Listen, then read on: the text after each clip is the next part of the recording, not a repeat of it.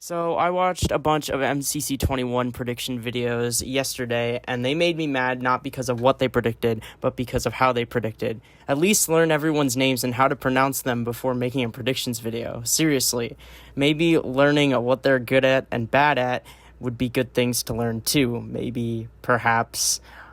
Anyways, I'll be making my own very based and very correct predictions in this video. If you disagree, be sure to leave a hate comment. In all seriousness, I think any team could take this one, just like any of the recent MCCs.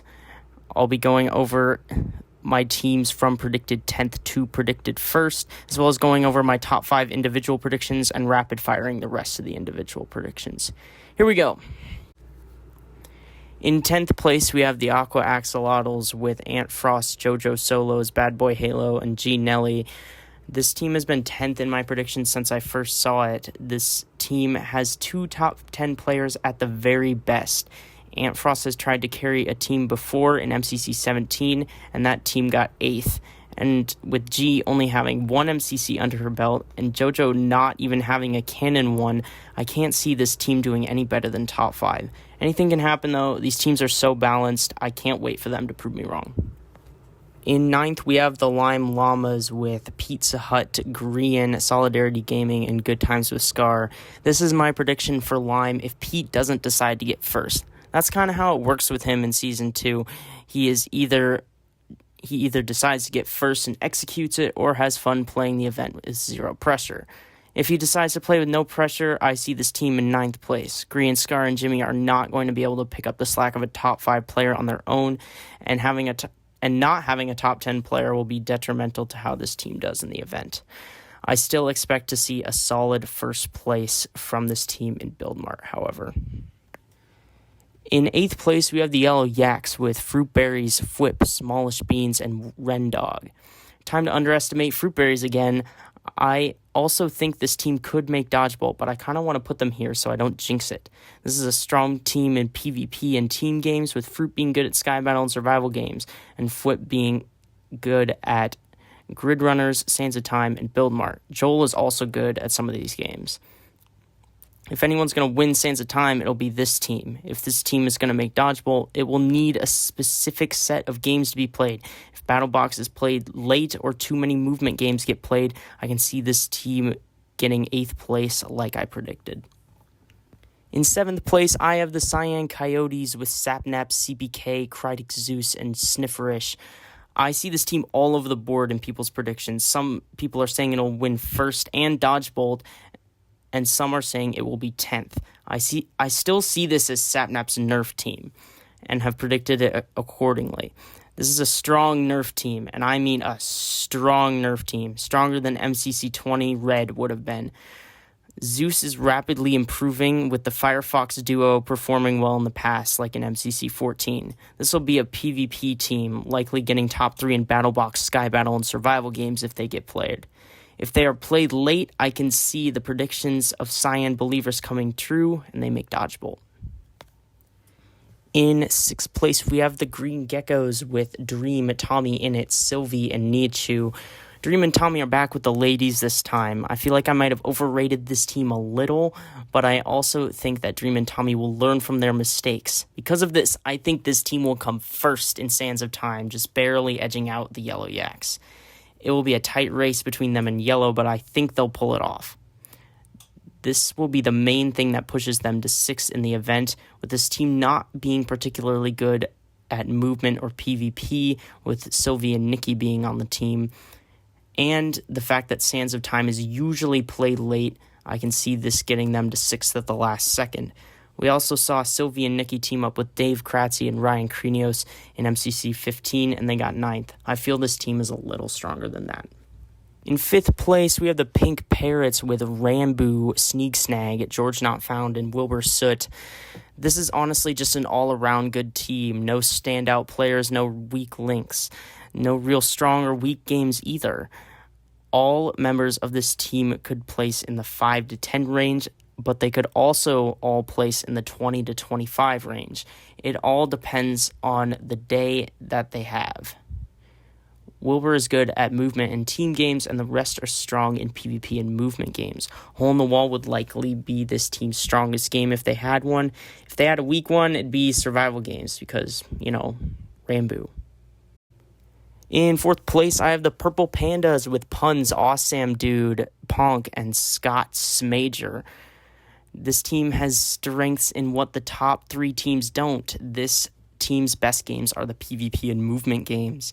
Sam has proven he is worth his weight in survival games, and Ponk is good at parkour tag. Not only that, Scott is one of the best team game players in MCC, behind only Pete and H-Bomb in my opinion. With him on the team, I can see this team doing well in Build Martin Sands of Time as well. I haven't even mentioned Puns yet. Puns can place top 5 individual in seemingly any game. He has proven he can take a team that fell on their face in the first half and turn them right around in the second half, as seen in MCC 16.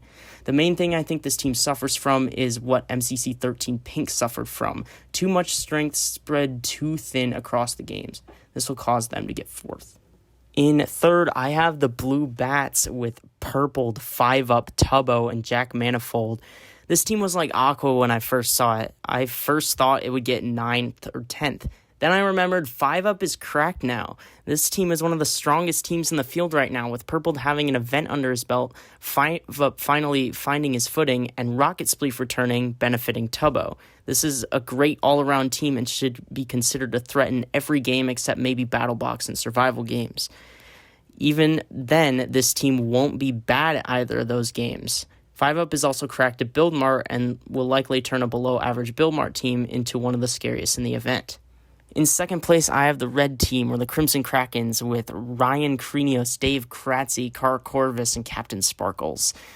I really wanted to put this team third, but after seeing all the teams, I say in the most likely scenario, this is the second strongest team. If they make Dodgeball, I do think they'll lose to Orange. Everyone is underestimating this team's chemistry. This team has performed strongly multiple times, and with the amount of newer players in this MCC, I can't see the team of veterans scoring low. This team has proven to be a force in bingo, please return, Build Mart to get to the other side, and likely Ace Race as well. The PvP games will likely be this team's weak point, and if they get played late, I can see them not making Dodgeball. And in first place, I have the Orange Ocelots with Illumina, Filza, Elena, EXE, and Shubble. After Illumina's MCC20 performance, I have to put him here. I feel like his team here is stronger than the one in MCC20, and he made Dodgeball with that one. So I have a feeling we'll see Illumina appear in Dodgeball for the 4th time in a row for him. With Rocket Spleef back on the game roster, I can see this team getting first in that game, as well as getting first and to get to the other side, as long as Terra Swoop Force is one of the maps. Not only that, Illumina has proved himself to be a good Build Mart player, and with Shelby on the team, I can see them making top 3 in this game. I don't think they'll get first in that one, though. This team's worst games are going to be Sky Battle and survival games, and those games should be played early, if at all.